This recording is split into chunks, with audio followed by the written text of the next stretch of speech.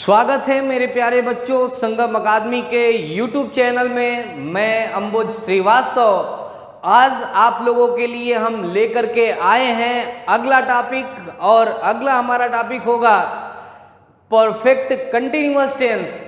हम लोगों को तीनों टेंस का परफेक्ट कंटिन्यूअस टेंस एक साथ पढ़ना है। Present perfect continuous, past perfect continuous और फ्यूचर परफेक्ट कंटिन्यूअस टेंस।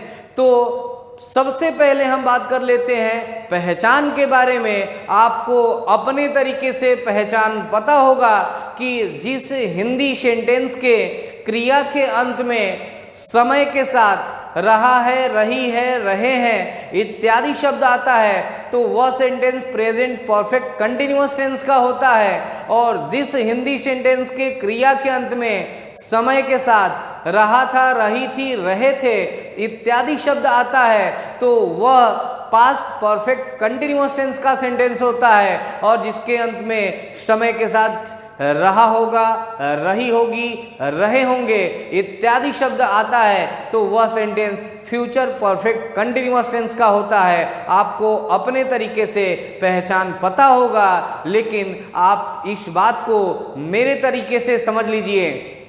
तो आइए प्रयास करते हैं। परफेक्ट कंटिन्यूअस टेंस का पहचान हम सबसे पहले जानते हैं। परफेक्ट की बात की जाए तो परफेक्ट का मतलब होता है पूरा, और कंटिन्यू का मतलब होता है जारी रहना। अर्थात यहाँ से आपको पहचान पता हो गया कि जब कोई कार्य कुछ पूरा हो जाता है और पूरा हो करके भी जारी रहता है तो ऐसे स्थिति में हम परफेक्ट कंटिन्यूअस टेंस का प्रयोग करते हैं। अर्थात यहाँ पर परफेक्ट कंटिन्यूअस टेंस का पहचान आपको पता हो गया कि जब कोई कार्य कुछ पूरा हो जाए और पूरा हो करके भी जारी रहे तो ऐसे स्थिति में हम परफेक्ट कंटिन्यूअस टेंस का प्रयोग करेंगे। अर्थात present perfect continuous, past perfect continuous, future perfect continuous tense का पहचान आप स्वतः ही बना लेंगे। प्रेजेंट परफेक्ट कंटिन्यूअस टेंस का पहचान आप स्वतः यहाँ से बना सकते हैं कि जब वर्तमान में किसी कार्य के पूरा होने के साथ साथ जारी होने का भाव व्यक्त होता है तो ऐसे स्थिति में हम प्रेजेंट परफेक्ट कंटिन्यूअस टेंस का प्रयोग करते हैं। और जब भूतकाल में किसी कार्य के पूरा होने के साथ साथ जारी रहने का भाव व्यक्त होता है तो ऐसे स्थिति में हम पास्ट परफेक्ट कंटिन्यूअस टेंस का प्रयोग करते हैं। और जब भविष्य में किसी कार्य के पूरा होने के साथ साथ जारी रहने का भाव व्यक्त होता है तो ऐसी स्थिति में हम फ्यूचर परफेक्ट कंटिन्यूअस टेंस का प्रयोग करते हैं। और प्रेजेंट, पास्ट और फ्यूचर का पहचान तो आपको पता ही होगा कि जिस वाक्य के अंत में है, हो आता है तो प्रेजेंट का होता है, था, थे, थी आता है तो पास्ट का होता है, गा, गे, गी आता है तो फ्यूचर का होता है। अर्थात प्रेजेंट, पास्ट और फ्यूचर का पहचान तो आपको पहले से पता है। आपको केवल परफेक्ट कंटिन्यूअस टेंस का पहचान पता करना है और आपको यहाँ से पता भी हो गया। देखिए हम लोगों ने टाइम का कोई जिक्र नहीं किया है। टाइम दिया रहे तब भी सही, न दिया हो तब भी सही। अगर वाक्य में किसी कार्य के पूरा होने के साथ साथ जारी रहने का भाव व्यक्त होता है तो ऐसे स्थिति में हम परफेक्ट कंटिन्यूअस टेंस का प्रयोग करते हैं। तो आइए इस बात को हम लोग ट्रांसलेट कर लेते हैं और यह आपको पहचान यहां से मिल जाएगा। तो पहचान हो गया when the verb is somewhat perfect, when the verb is somewhat perfect and there is still a sense of continuity,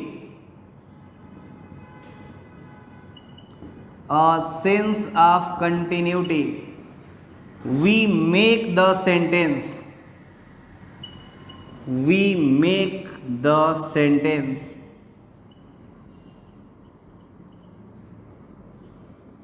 in perfect continuous tense।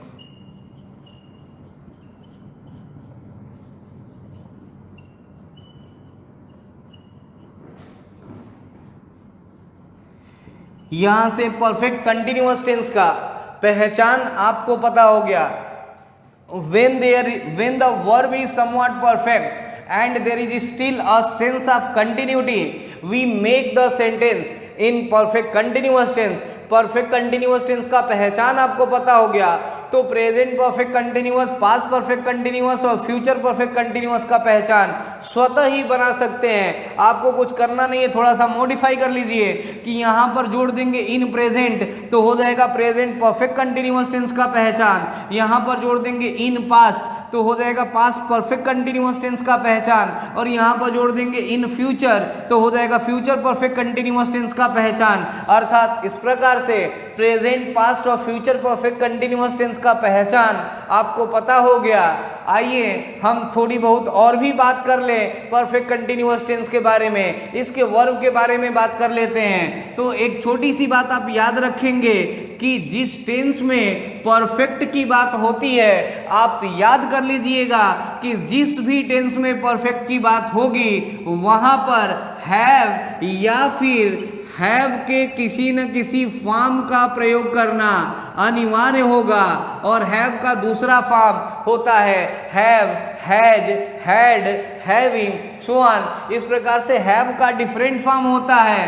तो जिस टेंस में परफेक्ट की बात की जाएगी निश्चित रूप से वहां पर हैव या हैव के किसी न किसी फॉर्म का प्रयोग करना अनिवार्य होता है। यही रीजन है कि प्रेजेंट के परफेक्ट कंटिन्यूअस टेंस में हैज बीन, हैव बीन लगाते हैं, पास्ट के परफेक्ट कंटिन्यूअस टेंस में हैड बीन लगाते हैं, और फ्यूचर के परफेक्ट कंटिन्यूअस टेंस में विल हैव बीन और शैल हैव बीन का प्रयोग करना होता है। और एक बात मैं पहले ही बता चुका हूं कि जहां कहीं भी कंटिन्यूटी की बात होती है वहां पर अनिवार्य रूप से आपको मेन वर्ब के आईएनजी फॉर्म का प्रयोग करना होगा। अर्थात परफेक्ट कंटिन्यूअस टेंस का सेंटेंस हम लोग स्टार्ट कर रहे हैं तो निश्चित रूप में इसमें मेन वर्ब के आईएनजी फॉर्म का प्रयोग हम करेंगे। तो यहाँ से आपको परफेक्ट कंटिन्यूअस टेंस का पहचान पता हो गया, इसके वर्ब के बारे में भी जानकारी हो गई। अब आगे हम आरंभ करते हैं कि परफेक्ट कंटिन्यूअस टेंस का एसर्टिव सेंटेंस ट्रांसलेट करने के लिए एसर्टिव कंस्ट्रक्शन क्या होता है। तो आइए हम एसर्टिव कंस्ट्रक्शन के बारे में भी बात कर लेते हैं और एसर्टिव कंस्ट्रक्शन को समझ लेते हैं।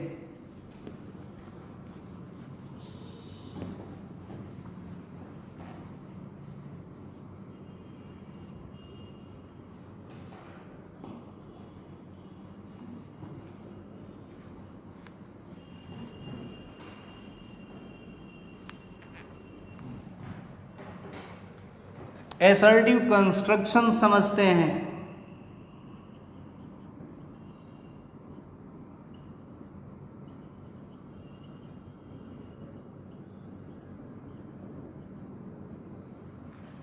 एसर्टिव कंस्ट्रक्शन की बात की जाए तो सबसे पहले आपको लिखना होगा सब्जेक्ट, सब्जेक्ट के तुरंत पश्चात हेल्पिंग वर्ब लिखना होगा। चूंकि हम लोगों को तीनों टेंस का परफेक्ट कंटिन्यूअस टेंस एक साथ पढ़ना है तो तीनों टेंस के परफेक्ट कंटिन्यूअस टेंस का हेल्पिंग वर्ब लिख लेते हैं। हैज, हैव, हैड, विल तथा शैल। इसके तुरंत पश्चात नॉट लगाना होगा क्योंकि एसर्टिव सेंटेंस में अफर्मेटिव भी आता है और नेगेटिव भी आता है, तो नॉट का प्रयोग करेंगे। नॉट के पश्चात बीन या हैव बीन लगाना होगा, लेकिन कहाँ पर बीन लगाते हैं और कहाँ पर हैव बीन लगाते हैं इसको आप एरो से मैच करा लीजिए ताकि यह स्पष्ट हो जाएगा। विल तथा शैल के साथ हैव बीन का प्रयोग हमें करना होगा, और हैज, हैव और हैड के साथ बीन का प्रयोग करना होगा। तो यह बात स्पष्ट हो गई कि हैज, हैव, हैड के साथ बीन और विल, शैल के साथ हैव बीन का प्रयोग करते हैं। इसके पश्चात हमें वर्ब का आईएनजी फॉर्म लिखना होगा। वर्ब में आईएनजी जोड़ने के पश्चात ऑब्जेक्ट लिखना होगा। ऑब्जेक्ट के पश्चात एटसेट्रा लिखना होगा और एटसेट्रा के पश्चात फुल स्टॉप लगा देते हैं। लेकिन अगर टाइम दिया हुआ होता है, कोई अनिवार्यता बाध्यता नहीं है कि टाइम दिया ही होगा, लेकिन अगर टाइम दिया हुआ है तो टाइम से पहले हमें सिंस या फॉर लगाना होगा और सिंस या फॉर के पश्चात टाइम का प्रयोग करेंगे।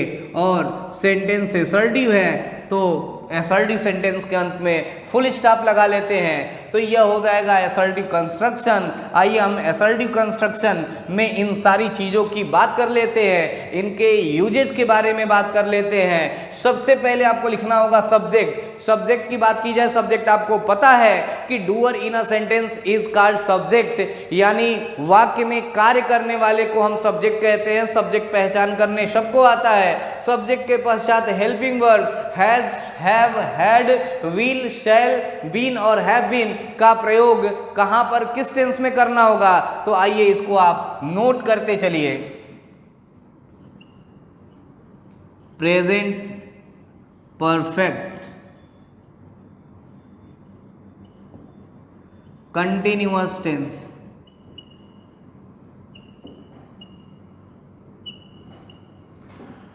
प्रेजेंट परफेक्ट कंटिन्यूअस टेंस यानी प्रेजेंट परफेक्ट कंटिन्यूअस टेंस में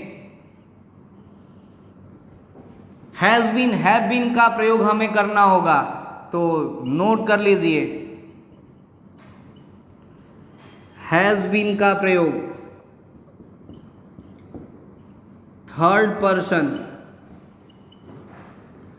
सिंगुलर नंबर के साथ, थर्ड पर्सन सिंगुलर नंबर के साथ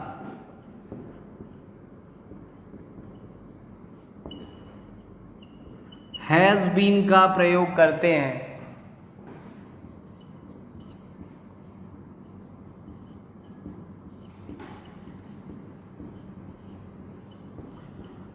थर्ड पर्सन सिंगुलर नंबर के साथ हैज बीन का प्रयोग करते हैं, अर्थात थर्ड पर्सन सिंगुलर नंबर में ही आता है, सी आता है, इट आता है, नेम आता है तथा सिंगुलर फॉर्म ऑफ सब्जेक्ट आता है, तथा सिंगुलर फॉर्म ऑफ सब्जेक्ट आता है। इतने के साथ हमें हैज बीन का प्रयोग करना होगा। कहाँ पर हैव बीन का प्रयोग करेंगे, तो इसको भी आप नोट कर लीजिए। फर्स्ट पर्सन में आता है आई वी, सेकेंड पर्सन में आता है यू, थर्ड पर्सन में बचा हुआ है दे तथा प्लूरल फॉर्म ऑफ सब्जेक्ट्स के साथ, plural form of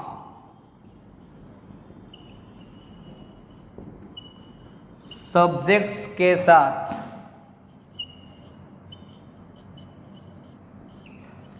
have been का प्रयोग करते हैं।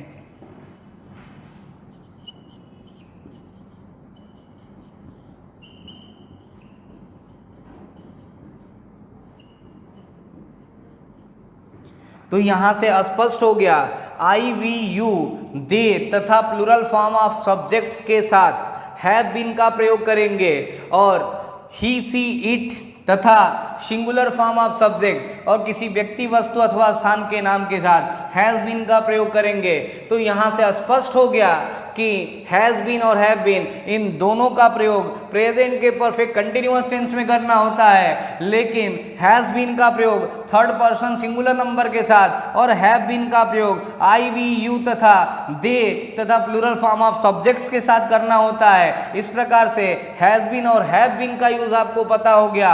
आगे हम बढ़ते हैं, तो आगे समझ लेते हैं कि पास्ट परफेक्ट टेंस में हम क्या प्रयोग करते हैं। मेरे प्यारे बच्चों, आपको मैं बताते चलूं कि अगर आपको आवश्यकता लगे आप इसको नोट करते चलेंगे ताकि किसी प्रकार का कोई कंफ्यूजन न रह सके। आगे हम पास्ट परफेक्ट कंटिन्यूअस टेंस के बारे में जान लेते हैं। तो पास्ट परफेक्ट कंटिन्यूअस टेंस में चूंकि हैड बीन अकेले है तो स्पष्ट है कि हैड बीन हम सभी सब्जेक्ट्स के साथ एक समान रूप से प्रयोग करेंगे। तो लिख लेते हैं, सभी सब्जेक्ट्स के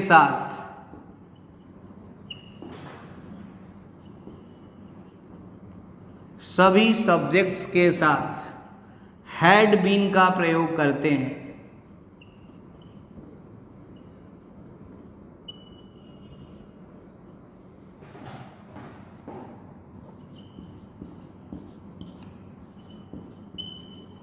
सभी सब्जेक्ट्स के साथ हैड बीन का प्रयोग करते हैं। तो हैड बीन चूंकि अकेले है, सबके साथ हैड बीन का प्रयोग करेंगे। आगे हम बढ़ते हैं, तो आगे आइए हम समझ लेते हैं कि फ्यूचर परफेक्ट कंटिन्यूअस टेंस में helping verb will have been और शैल हैव बीन का प्रयोग किसके साथ किया जाता है।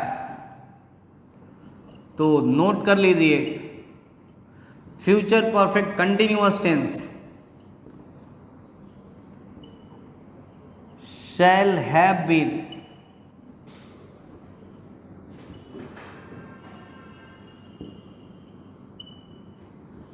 केवल आई तथा वी के साथ, केवल आई तथा वी के साथ shall have been का प्रयोग करते हैं।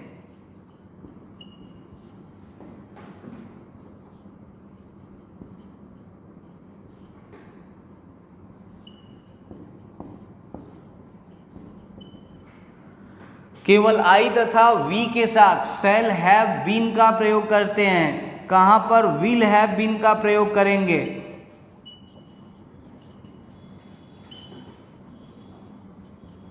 तो नोट करते चलिए,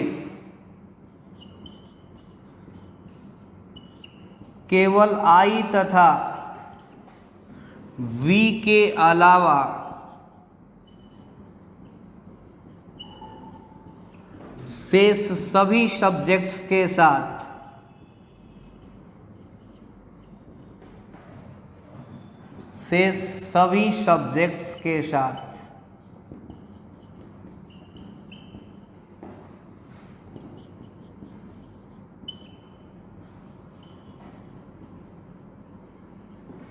विल हैव बीन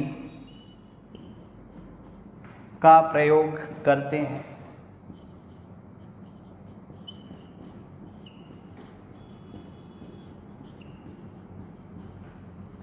तो यहां से स्पष्ट हो गया कि फ्यूचर परफेक्ट कंटिन्यूअस टेंस में शैल हैव बीन और विल हैव बीन का प्रयोग करना होगा। दूसरी बात कि शैल हैव बीन का प्रयोग केवल आई तथा वी के साथ करते हैं, जबकि विल हैव बीन का प्रयोग आई तथा वी के अलावा शेष सभी सब्जेक्ट्स के साथ हमें प्रयोग करना होता है।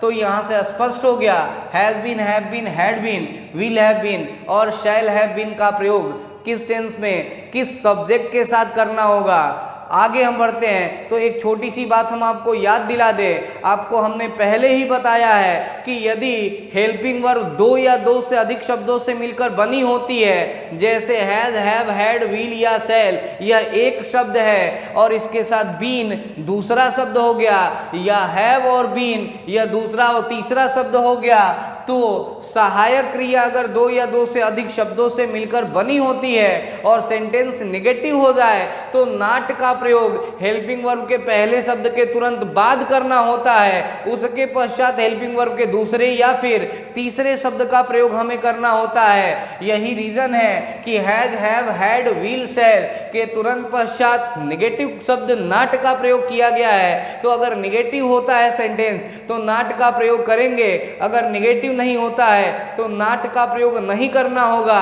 और उसके पश्चात हैज, हैव, हैड के साथ बीन और विल, शैल के साथ हैव बीन का प्रयोग करना होगा। आगे बढ़ते हैं, तो मेन वर्ब में आईएनजी ज्वाइन करना होगा।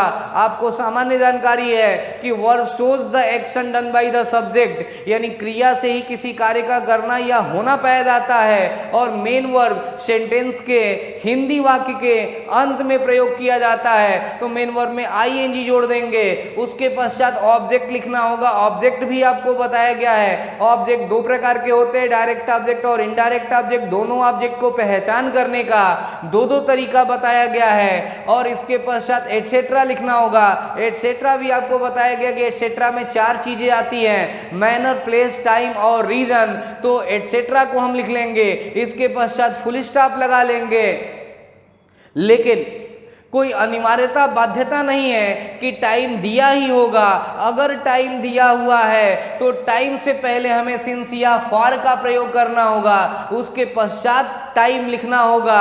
और जहां तक बात की जाए टाइम की, तो आपके दिमाग में एक प्रश्न बनेगा कि एटसेट्रा में भी टाइम आता है, यहां भी टाइम लिखा हुआ है। तो यह जान लीजिए कि एटसेट्रा वाला टाइम को पहचान करने के लिए मैंने आपको बताया है कि जब सेंटेंस में व्हेन से प्रश्न करेंगे, जो उत्तर में आता है उसे हम टाइम कहते हैं, उसे एडवर्ब ऑफ टाइम कहते हैं, उसे एटसेट्रा के अंतर्गत रखा जाता है। लेकिन अगर यह वाला टाइम होगा तो निश्चित रूप से इसको पहचान करने का तरीका हो जाएगा कि इस टाइम के तुरंत पश्चात से जरूर लगा होगा, जिसको आप देख करके पहचान कर लेंगे कि सिंस और फॉर वाला टाइम है। अब प्रश्न यह बनता है कि कहां पर हम सिंस का प्रयोग करेंगे, कहां पर हम फॉर का प्रयोग करेंगे। तो यह भी जानकारी आपको होना चाहिए। आपको मैं याद दिला दूं कि पॉइंट ऑफ टाइम के साथ हम सिंस का प्रयोग करेंगे और पीरियड ऑफ टाइम के साथ हम फॉर का प्रयोग करेंगे।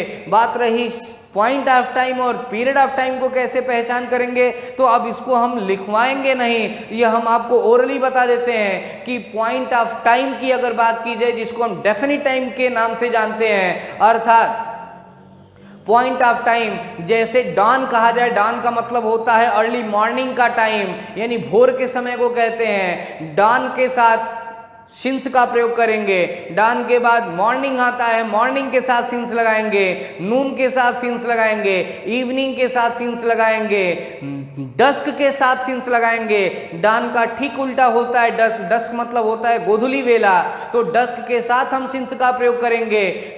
डस्क के आगे बढ़ेंगे तो नाइट आएगा, नाइट के साथ सिंस लगाएंगे। मिडनाइट आएगा, मिडनाइट के साथ हम सिंस का प्रयोग करेंगे।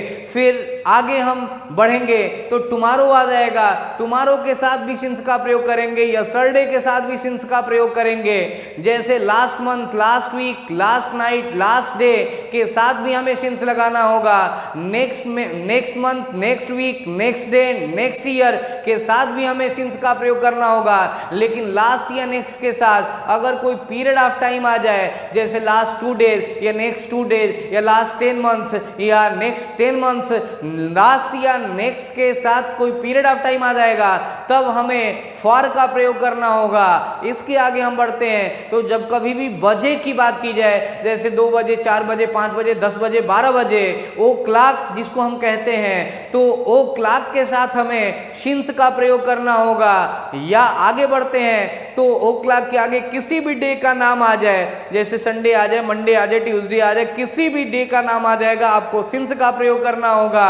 आगे हम बढ़ते हैं तो किसी भी मंथ का नाम आ जाए, जैसे जनवरी आ जाए, फरवरी आ जाए, मार्च आ जाए, अप्रैल आ जाए, दिसंबर आ जाए, किसी भी मंथ का नाम आएगा सिंस लगाएंगे।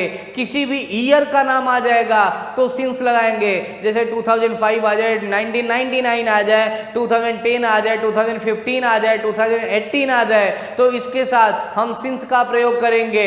इसके अलावा कोई पर्टिकुलर डेट आ जाए, जैसे 1 जनवरी आ जाए, 10 मार्च आ जाए, 5 जनवरी आ जाए, 15 दिसंबर आ जाए, किसी भी डेट के साथ सिंस का प्रयोग करना होगा। इसके आगे हम बढ़ते हैं तो कोई भी पर्टिकुलर डे आ जाए, जैसे होली आ जाए, दशहरा आ जाए, क्रिसमस डे आ जाए, रक्षाबंधन आ जाए, इसके साथ हमें सिंस का प्रयोग करना होगा। तो यहां से आपको जानकारी हो गई कि सिंस का प्रयोग हम किसके साथ करेंगे। फॉर का प्रयोग हम पीरियड ऑफ टाइम के साथ करते हैं। पीरियड ऑफ टाइम को इनडेफिनिट टाइम के नाम से हम जानते हैं, और इनडेफिनिट टाइम जैसे 10 second, 20 second, 50 second, 100 second, 200 second के साथ फॉर लगाएंगे। 10 minute, 50 minute, 100 minute, 200 minute, 10,000 minute, 50,000 minute के साथ भी फॉर लगाएंगे। 2 घंटे, 4 घंटे, 5 घंटे, 10 घंटे, 50 घंटे के साथ भी फॉर लगाएंगे। 2 दिन, 4 दिन, 10 दिन, 5 दिन इसके साथ भी फॉर लगाएंगे। जैसे कहा जाए कि 2 साल, 4 साल, 10 साल, 20 साल, 50 साल, इसके साथ भी हम फॉर का प्रयोग करेंगे। जैसे 2 महीने, 4 महीने, 10 महीने के साथ भी फॉर लगाएंगे।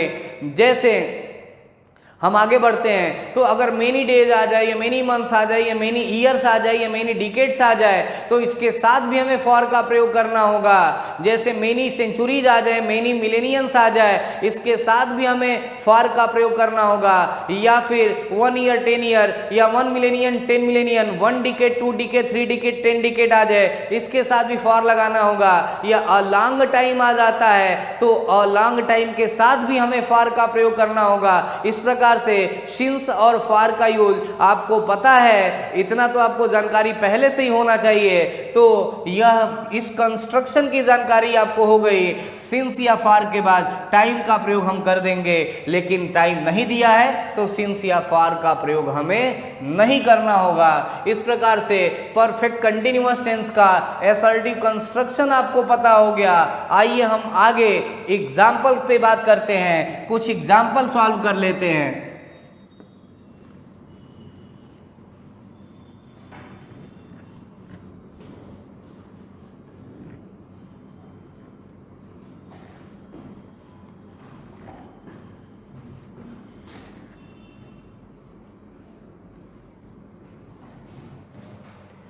पहला एग्जाम्पल है,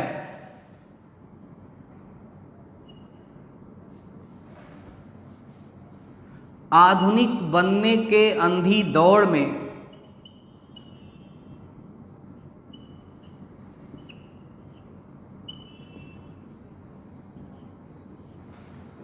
आधुनिक बनने के अंधी दौड़ में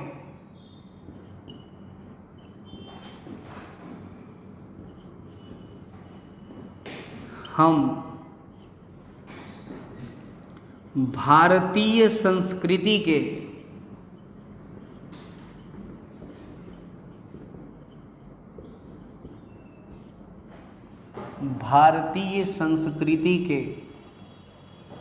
मूल तत्वों को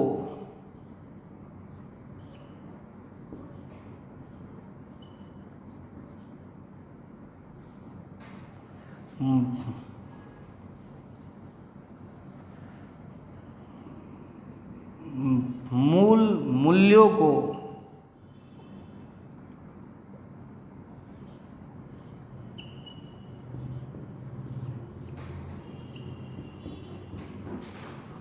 भूलते जा रहे हैं।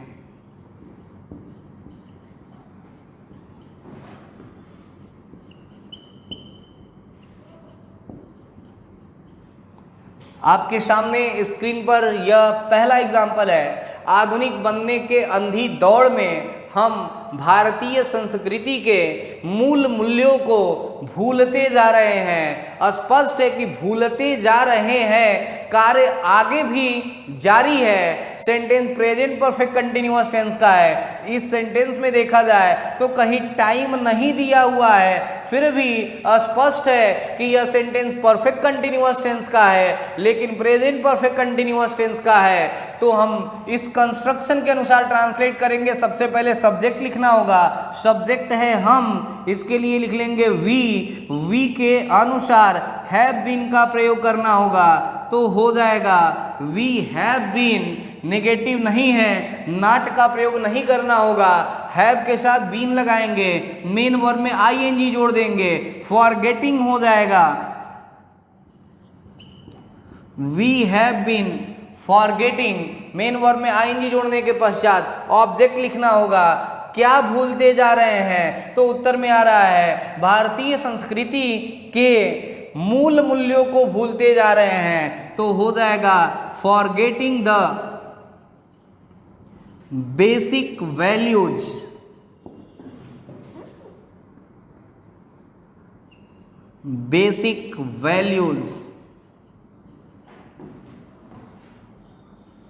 Of Indian culture.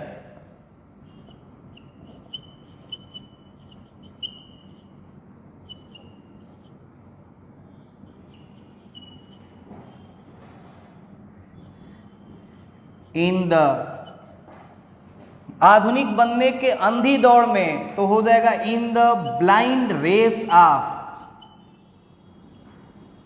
In the blind race of being modern.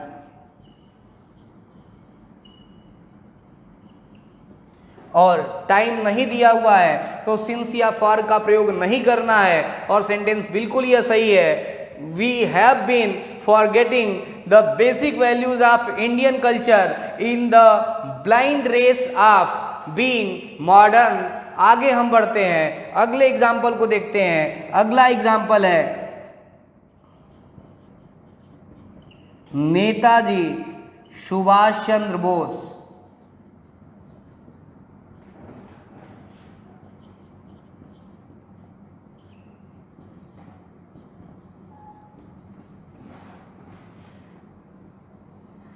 पिछले कई वर्षों से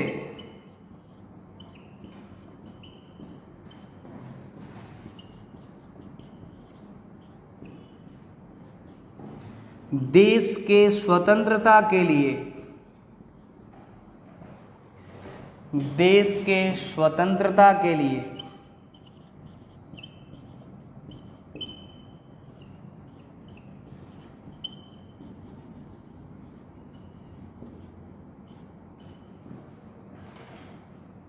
संघर्ष करते रहे थे।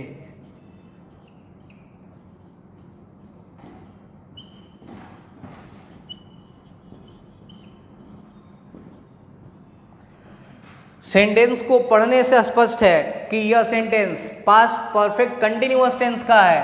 आपको पता है कि पास्ट परफेक्ट कंटिन्यूअस टेंस में हैड बीन का प्रयोग करना होगा। क्योंकि हैड बीन अकेले है, सभी सब्जेक्ट्स के साथ हमें हैड बीन का प्रयोग करना होगा। तो सबसे पहले हमें सब्जेक्ट लिखना होगा। सब्जेक्ट दिया हुआ है नेताजी सुभाष चंद्र बोस, इसमें टाइम भी दिया हुआ है पिछले कई वर्षों से, तो टाइम दिया हुआ है तो सिंस या फॉर का प्रयोग हमें करना होगा। सबसे पहले हम सब्जेक्ट का प्रयोग कर लेते हैं। नेताजी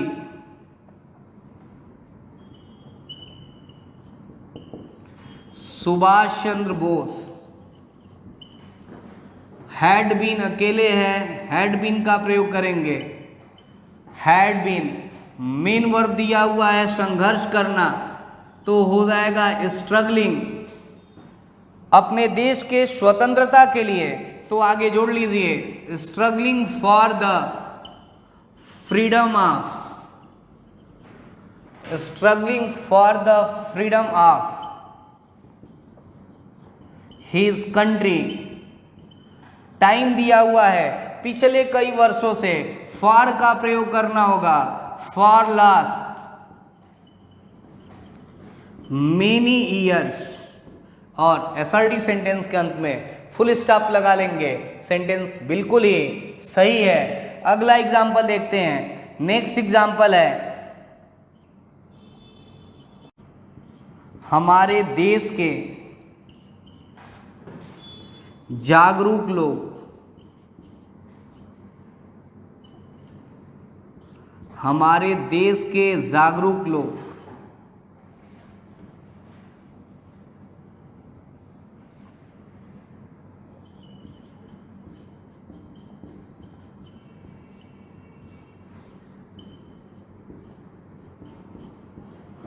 ऐसे ही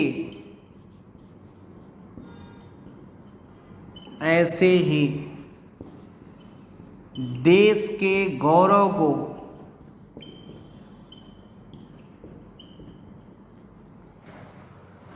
बढ़ाते रहेंगे।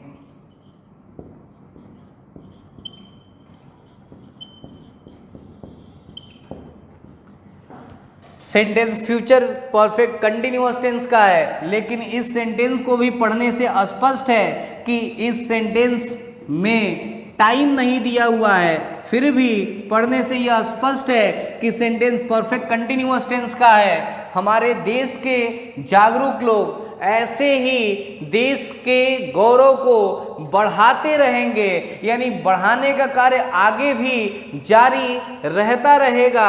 अर्थात इसको ट्रांसलेट करेंगे तो सबसे पहले सब्जेक्ट लिखना है, सब्जेक्ट है हमारे देश के जागरूक लोग, तो हो जाएगा the aware people, the aware people of our country.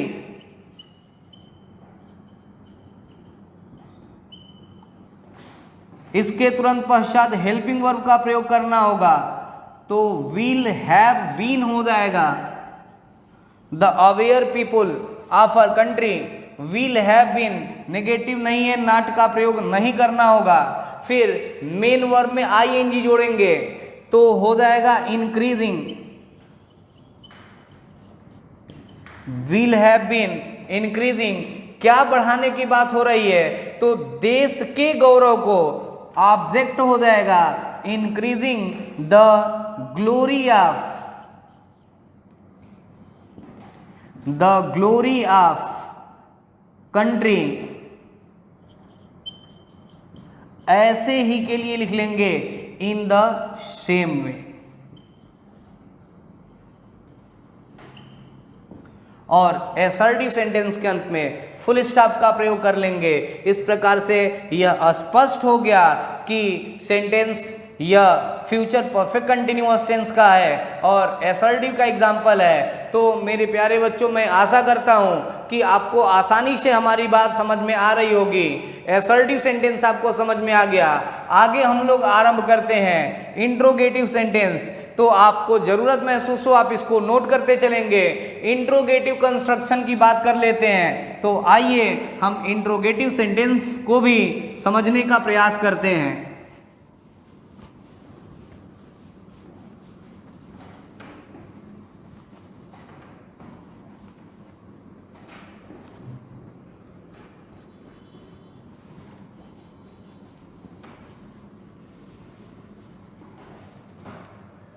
Interrogative construction की अगर हम बात करते हैं तो आपको जानकारी होना चाहिए कि इंट्रोगेटिव सेंटेंस दो प्रकार के होते हैं, एक सिंपल इंट्रोगेटिव और एक WH का इंट्रोगेटिव।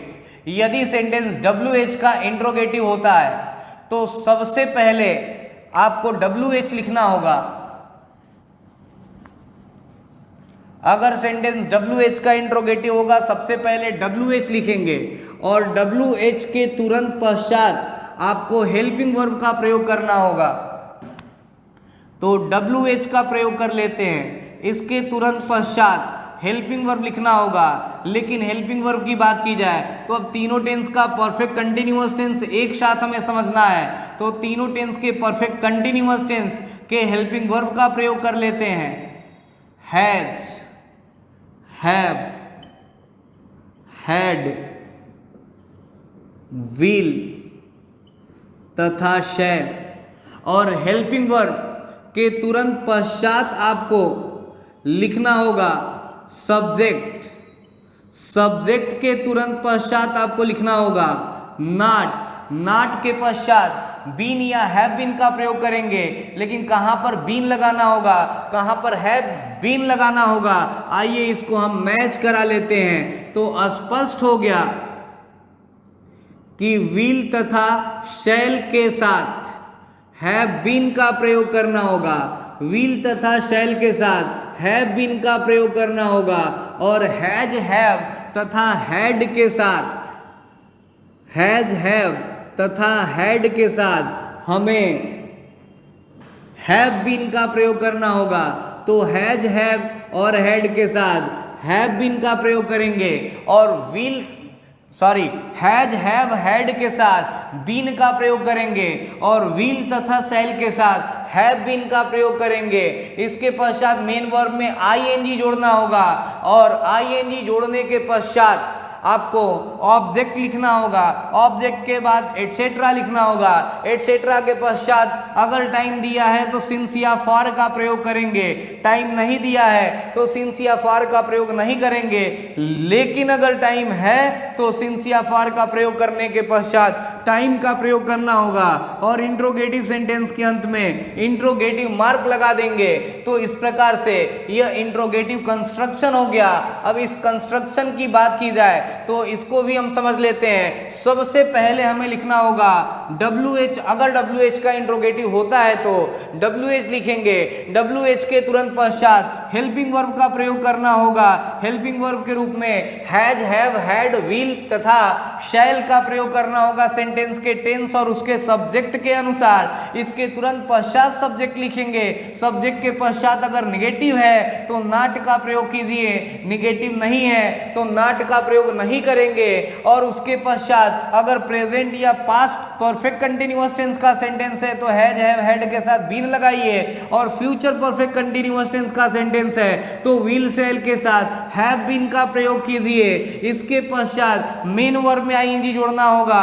वर्ब आपको पता है, ऑब्जेक्ट भी पता है, एटसेट्रा भी पता है। टाइम दिया हुआ है तो सिंस या फॉर का प्रयोग कीजिए और टाइम नहीं दिया है तो सिंस या फॉर का प्रयोग नहीं करेंगे। लेकिन टाइम दिया होगा तो सिंस या फॉर का प्रयोग करने के पश्चात टाइम का प्रयोग करना होगा। इस प्रकार से यह इंटेरोगेटिव कंस्ट्रक्शन भी आपको पता हो गया। आइए हम इस पर 2-4 एग्जाम्पल भी सॉल्व कर लेते हैं। पहला एग्जाम्पल है, क्या अमेरिका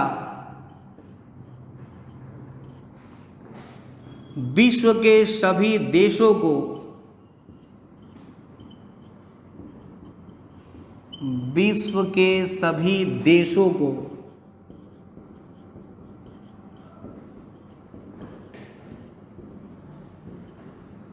नीचा दिखाने का प्रयास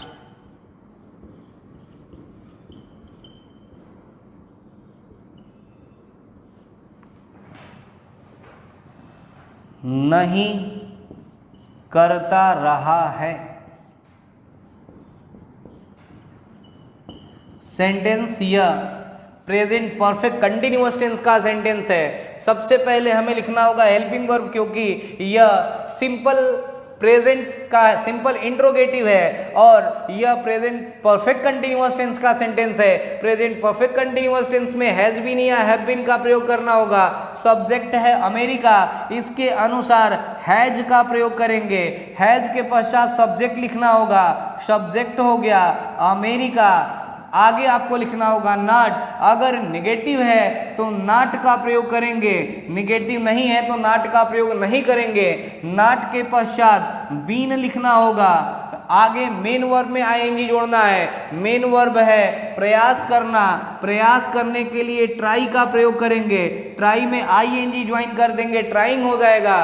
ट्राई के तुरंत पश्चात TO2 से हम दूसरी क्रिया को जोड़ देते हैं। अगर दूसरी क्रिया होती है तो ऐसा आपको पहले से बताया जा चुका है कि अगर मेन वर्ब के रूप में ट्राई आ जाए और ट्राई के तुरंत पश्चात दूसरी क्रिया होती है तो TO2 से ज्वाइन कर देते हैं। तो ट्राइंग टू दूसरी क्रिया इसमें दिया गया है कि विश्व के सभी देशों को नीचा दिखाने, नाने नीचे यह दूसरी क्रिया जुड़ी है, TO2 से ज्वाइन कर देंगे तो हो जाएगा ट्राइंग टू डिस्परेज।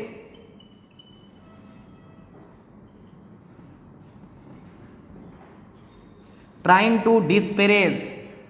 डिस्परेज माने नीचा दिखाना होता है, या अगर आप चाहें तो बिलिटिल का भी प्रयोग कर सकते हैं। बिलिटिल माने भी होता है नीचा दिखाना। बिलिटिल और डिस्परेज सिनोनिम है। सिनोनिम के रूप में एग्जाम में यह अक्षर आता रहता है। तो ट्राइंग टू बिलिटिल किसको नीचा दिखाने की बात हो रही है तो विश्व के सभी देशों को, तो हो जाएगा belittle all the countries of the world.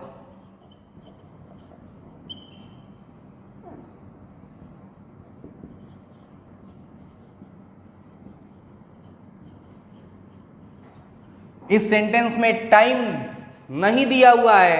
क्या अमेरिका विश्व के सभी देशों को नीचा दिखाने का प्रयास नहीं करता रहा है?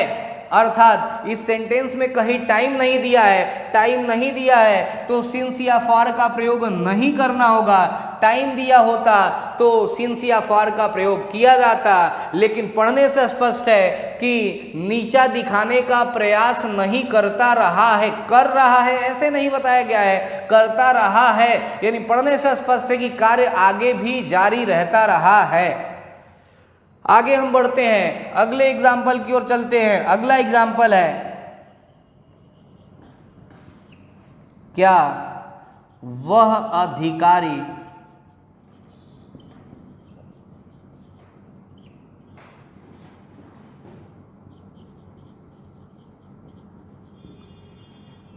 पिछले 2 सप्ताह से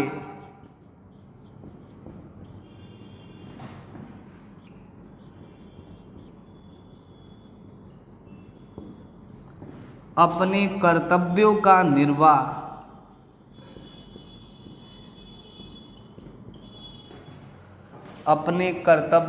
निर्वाह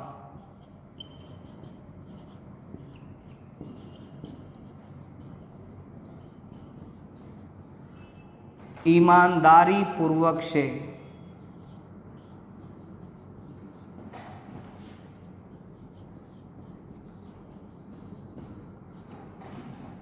नहीं कर रहा है।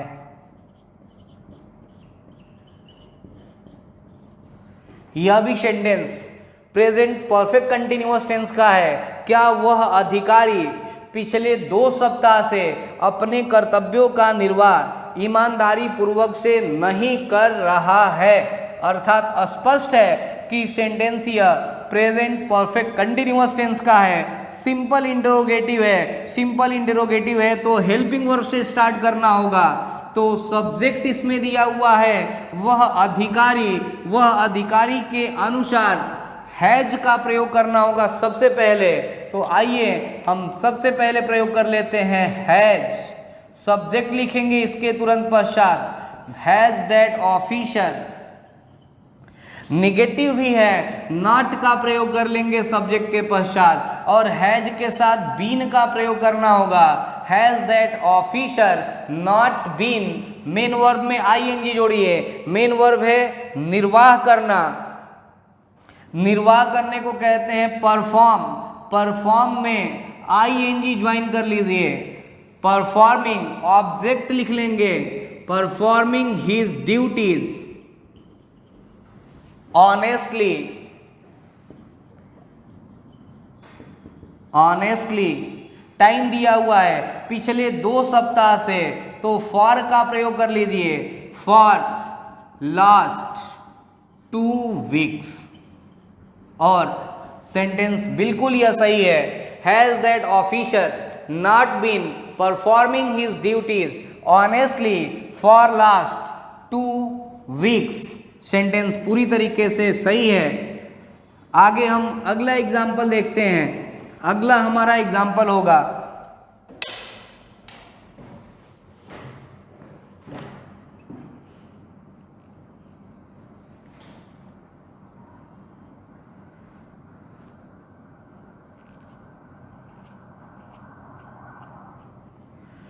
नेक्स्ट हमारा एग्जाम्पल है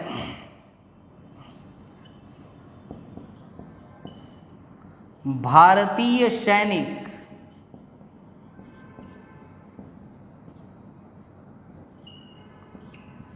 भारतीय सैनिक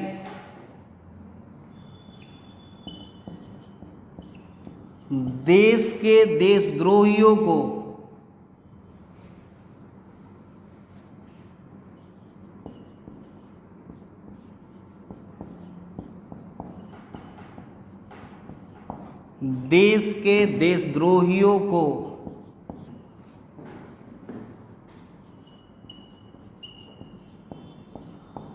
अपने नापाक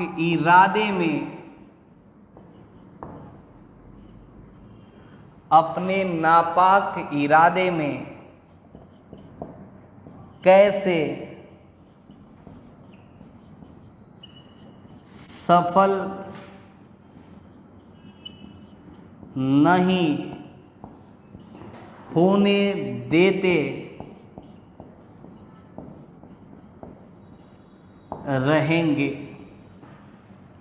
यह WH का इंट्रोगेटिव है, अर्थात जब होने देने की बात होती है तो ऐसी स्थिति में एक नियम याद रखिएगा कि लेट का प्रयोग करते हैं, और लेट का प्रयोग करेंगे तो लेट के तुरंत पश्चात ऑब्जेक्ट का प्रयोग करना होगा, ऑब्जेक्ट के पश्चात वर्ब का फर्स्ट फॉर्म का प्रयोग करना होगा। यह कंस्ट्रक्शन है, इसको आपको याद रखना होगा, इस नियम का प्रयोग करना होगा।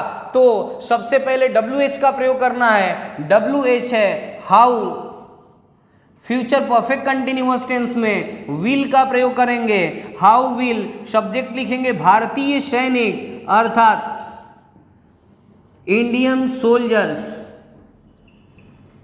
How will Indian soldiers, negative है, नॉट का प्रयोग करना होगा। नॉट के बाद हैव बीन का प्रयोग करेंगे।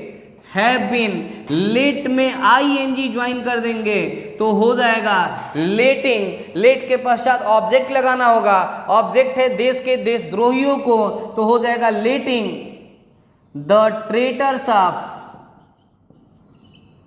Traitors of country. ऑब्जेक्ट के पश्चात वर्ब का फर्स्ट फॉर्म लिखना होगा succeed in their ill will, और टाइम नहीं दिया हुआ है तो सिंस या फॉर का प्रयोग नहीं करना होगा। इस प्रकार से स्पष्ट हो गया कि हाउ विल इंडियन सोल्जर्स